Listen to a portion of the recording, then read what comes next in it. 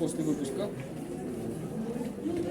сначала учебную воинскую часть в Чите, поселок Песчанка попал, потом перевелся оттуда под Хабаровск, 49-й километр, поселок Анастасивка.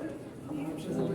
И в последующем из учебки ушел, из учебной воинской части ушел в боевую воинскую часть, постоянной боевой готовности, поселок Сергеевка в Приморском крае. Вот. В 2018 году уволился.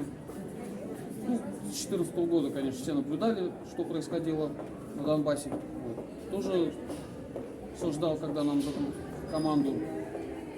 Не дождался. В 2018 году уволился. В 2022 году началась военная операция, и я сначала в Татвоенкомат пошел. Вот. Там немного не получилось. У них не было офицерских должностей. Я уехал в свою воинскую часть, там восстановился. Я там сразу предупредили, надо, говорит, будет съездить. Вот. Я говорю, ну, я для этого, собственно, и приехал.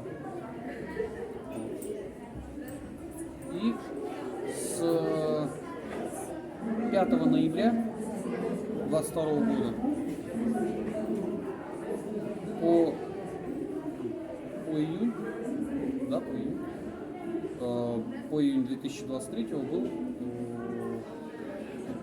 на запорожском направлении на Временском выступе в составе 127-й мотострелковой бригады. И в штурмовых операциях участвовали. И, собственно, Герой России я получил за отражение, так скажем, атаки, уничтожение колонны. Вот. В составе одной машины. Уничтожение колонны ВСУ на поселке Новодаровка. Я, когда уезжал на СВО, у меня была установочка. 2 моих друга уже получили орден мужества. Я говорю, как минимум, думаю, вот орден мужества обязательно надо забрать, поэтому когда ставишь себе такие установки, ничто тебе не мешает выполнять боевые задачи. Страшно, да, но задачу поставлена, задачу надо выполнить. На данный момент, я так скажем, уже передаю свой боевой опыт курсантам военного училища, подрастающему поколению офицеров. Параллельно занимаюсь военно-патриотическим воспитанием. В школу приезжаю.